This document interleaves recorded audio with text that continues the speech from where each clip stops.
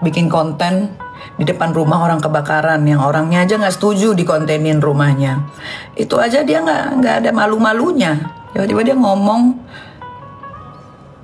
tidak elok lah sesama pengusaha skincare. Jangan lihat Doktifnya sebagai pengusaha skincare. Skincare dia biasa aja, harganya juga 50 ribuan. Nggak kayak si Sela Saukia atau Reza Gladys. Biasa aja dia nggak ngambil keuntungan banyak, dia tidak membohongi customer. Tapi saat dia mereview skincare, dia sebagai seorang dokter, bukan sebagai seorang penjual skincare. Bedain, Uya Kuya ini sekolah di mana? Gue nggak ngerti Uya Kuya ini. Yang milih dia juga gue rasa bukan manusia.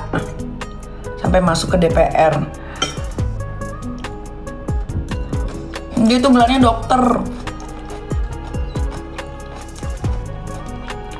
Dikasih edukasi kok nggak mau. Tapi lihat deh, ya semenjak Doktif ada, udah nggak ada yang flexing kan? Reza Gladys udah nggak flexing. Sela Saukia Uler udah nggak flexing. Banyak yang udah nggak flexing kan? Coba kalau Doktif nggak ada, kalian dihantui setiap hari dengan keflexingan mereka, yang mereka sendiri pun bayar utang pun ribet. Sampai si Sela Saukia Uler bilang gini, ya namanya pembisnis punya utang wajar, betul wajar, tapi harus ingat bayar utang itu kewajiban. Semua pengusaha juga pasti punya utang kok, tapi kalau udah ada utang jangan lupa kewajiban. Kewajiban utangnya dibayar. Jangan yang minjemin lu jahatin, yang ngutangin lebih jahat. Yang diutangin lebih jahat, kan kayak gitu.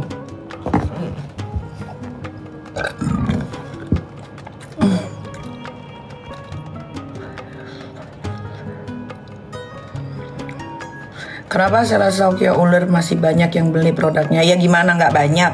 Dia jual skincare satuan 90.000 dapat 3. Coba. Dia jual krim siangnya, krim malamnya 90.000 dapat 3. Gimana nggak banyak yang beli?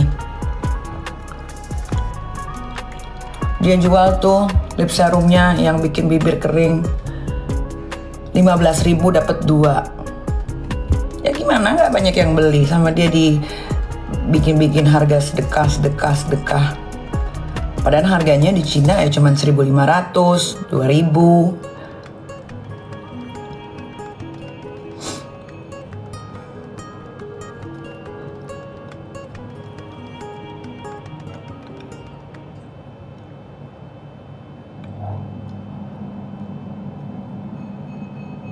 Ada Pak Gibran. Pak Gibran tolong tuh Pak dibantu Doktif Pak, supaya cepat laporannya di Polda Metro Pak. Kasihan itu perempuan disikat kanan kiri.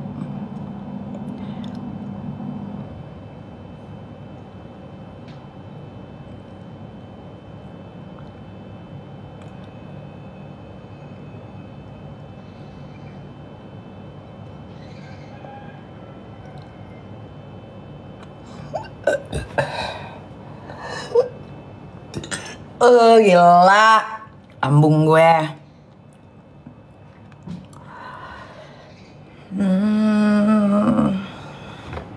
Nih ya rakyat Indonesia, kalau dikasih tahu yang bener sulit banget terima.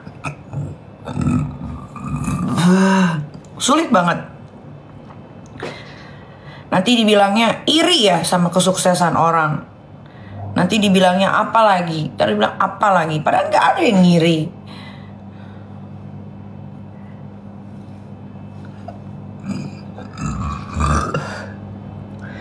Jualan kalau bersih-bersih aja, nggak nipu, nggak melakukan kejahatan, nggak usah takut guys. Mau di-review sama siapapun, mau di-review sama malaikat sekalipun, nggak usah takut. Kalau kita jualannya bener, kalau produk yang kita jual bener, ya nggak usah takut.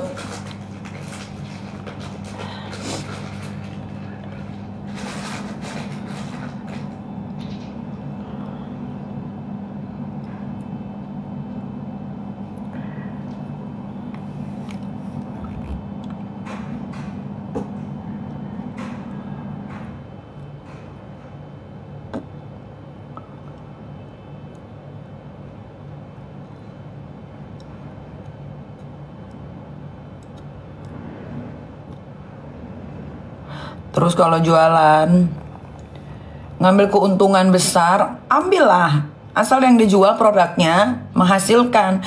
Ini produk udah nggak menghasilkan, overclaim, dijual harga selangit.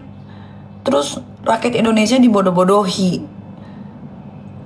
Dibilang produk UMKM, bantu UMKM, padahal produk dari Cina. Itu kan ngebuk, berarti kan bukan bantu UMKM itu kan bantu Republik Rakyat Cina itu namanya.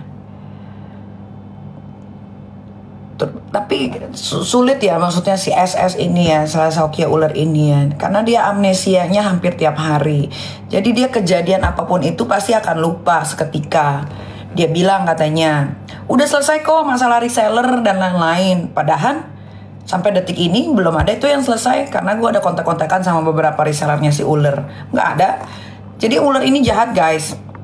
Produk-produk berbahayanya dia atau produk-produk jeleknya dia itu tidak ditarik-tarikin guys dari reseller atau distributor.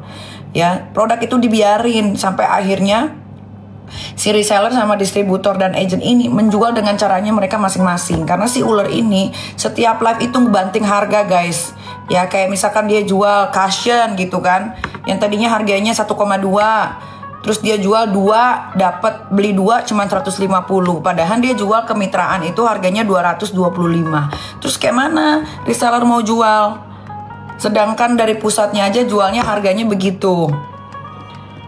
Sampai ada beberapa reseller yang produknya mau expired sebentar lagi dan dia tidak ada tanggung jawab untuk menarik-narikin Salsaukia ular. Ya, gue kasih tahu, kalau lu mau narik barang dari distributor, agent atau reseller, lu bukan narik barang doang, tapi lu ganti dan lu harus sebarluaskan penarikan itu.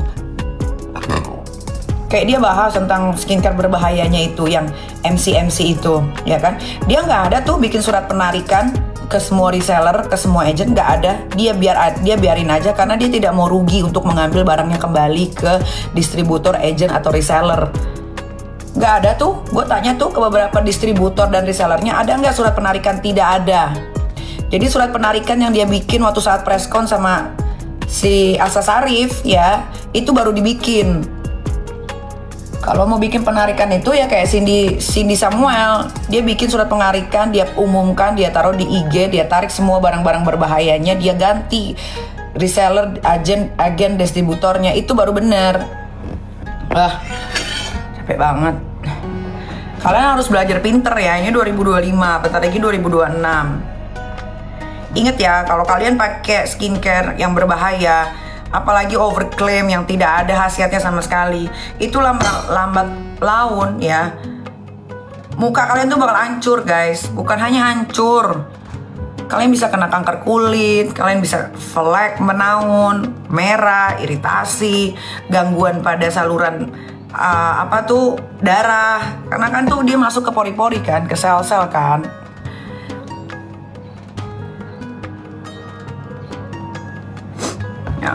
Nicky Bull, ya gue Nicky Bull, kenapa? Nicky Bull mau kasih tahu ya, jangan lupa ke restoran Miami dan jangan lupa pakai skincare yang bagus ya, jangan ikut-ikutan FOMO ya. Kalian ikut-ikutan FOMO, pertama uang kalian habis, nggak jelas, kedua nggak akan dapat khasiatnya atau manfaatnya di muka kalian. Oke, Nicky Bull mau pergi dulu, mau ke dokter ya, karena Nicky Bull perutnya kembung. Puas kau, ha? Bye.